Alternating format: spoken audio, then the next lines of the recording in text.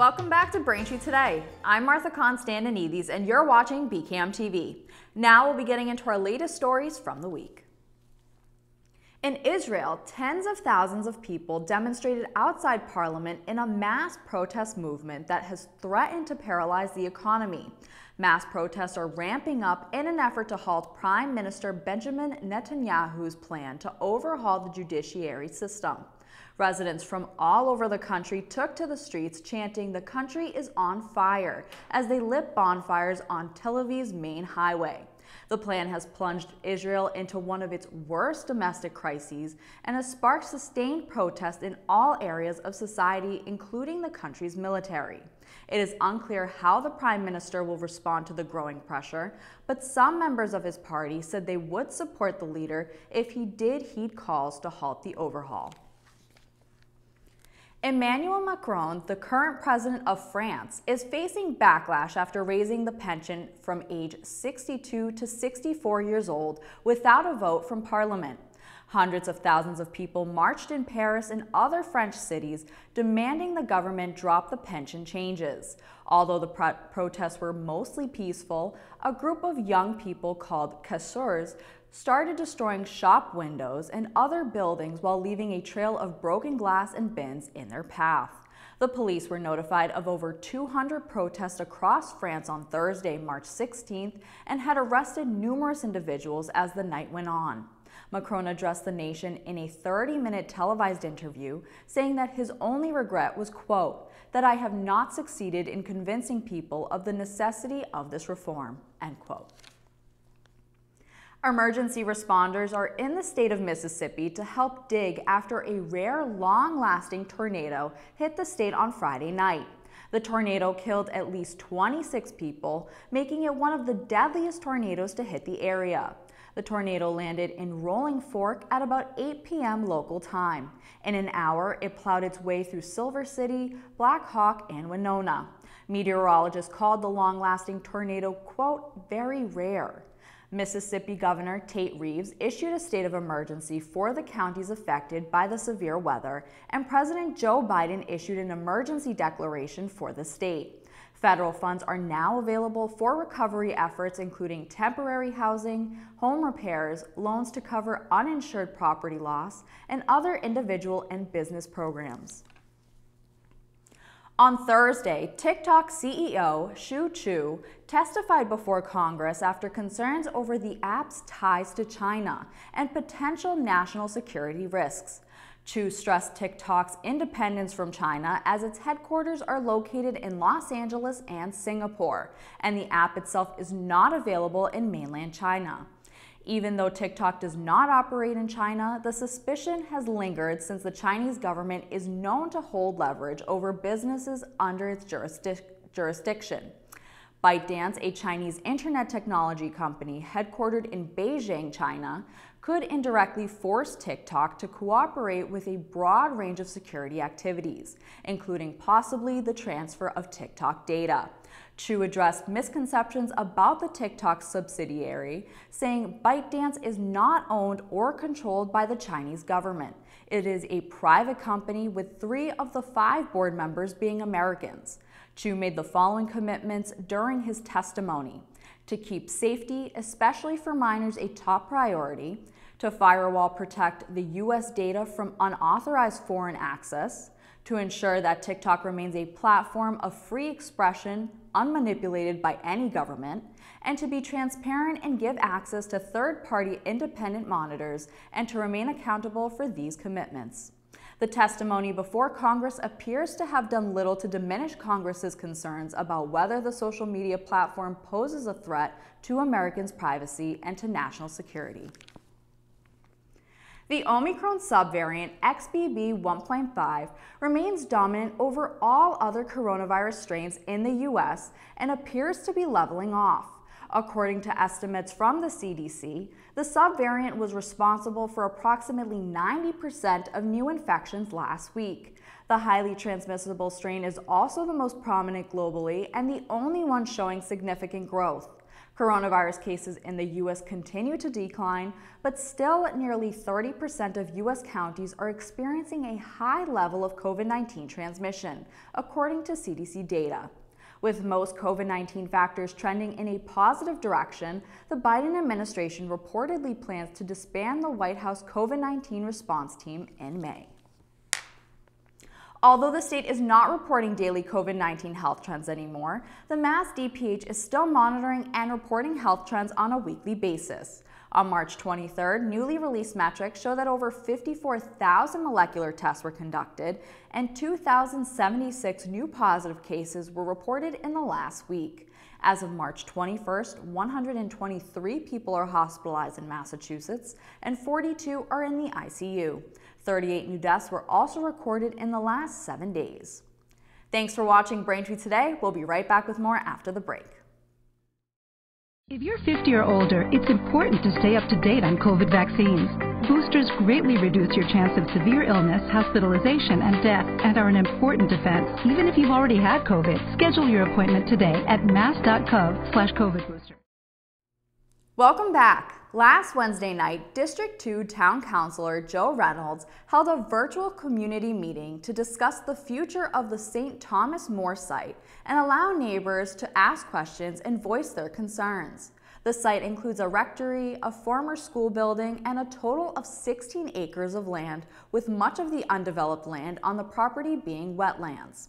During the meeting, neighbors voiced concerns about potential flooding to nearby properties, impact on wetlands, and access to the property. This could also make the property less attractive to future developers. Reynolds said the Archdiocese plans to keep the rectory and list the rest of the property for sale by the start of May. Reynolds also plans to get more information from the town's planning department and hosts another community meeting. On Saturday afternoon, a person was arrested after police responded to a reported disturbance at a Braintree home. Police responded to a residence on Elm Street with a report of a man inside with a gun. Braintree PD arrived on scene with the belief that there was an armed suspect inside, causing additional resources to be called to the location, including the State Police Bomb Squad and a SWAT team. Braintree Deputy Police Chief Tim Cahoon said in an interview, quote, "It turned out he left prior to officers' arrival and was found in the area of Washington Street where he was arrested," end quote. The suspect, only identified as a male, was found without any firearms. During a search of the home, the only weapons found were airsoft guns, officials said. However, the airsoft guns were allegedly not used in the crime. Over $6 million in construction financing was secured for a new CVS store heading to Braintree. Eagle Bridge Real Estate Capital recently announced they arranged financing for the new CVS store along with 60 parking spaces. The CVS plans to be built at 357 Grove Street, replacing the nearby CVS store in the Tedeschi's Plaza Shopping Center. Braintree officials announced that the compost site will have slight alterations as the town heads into the month of April. The site will be open April 1st and 2nd, but closed April 3rd and 4th. Then starting April 5th, the site will resume a normal schedule of Wednesday to Sunday from 7:15 a.m. to 2:45 p.m. Braintree held the town's first ever Greek Independence Day ceremony on Saturday, March 25th at the town hall. The town celebrated the day through a flag-raising ceremony and wreath-laying ceremony. Inside the Cahill Auditorium, seats filled up as Mercochorus, His Eminence Metropolitan Methodios of Boston, and others gave speeches, read poems, and sang songs. Traditional dances were performed by Greek school students, the Pundian Society, and St. Catherine's Youth Group to finish off the ceremony. You can watch the event on Comcast Channel 9 and Verizon Channel 28, or visit our YouTube channel at youtube.com/bcamtv. Mercochorus announced some upcoming Braintree events being held in the town hall. On Wednesday, March 29th, the Old Colony Hospice and Palliative Care will recognize National Vietnam War Veterans Day with a drop-in social. The event will take place in the Cahill Auditorium from 10 a.m. to 11:30 a.m. Veterans, their families, and members of the community are all welcome to attend. Then on Friday, April 7th, the Art of the Veteran Project, a project honoring veterans, will display Braintree High School students' artworks. Members of the community are all welcome to view the pieces of work. Thank you for watching Braintree Today on BCAM TV. We'll be right back with more stories in the area. Every home needs a basic emergency supply kit. It should meet the unique needs of the people who live there. Your kit doesn't have to cost a lot. You probably already have many of these supplies, and you can get others at a discount store. Visit mass.gov/beprepared.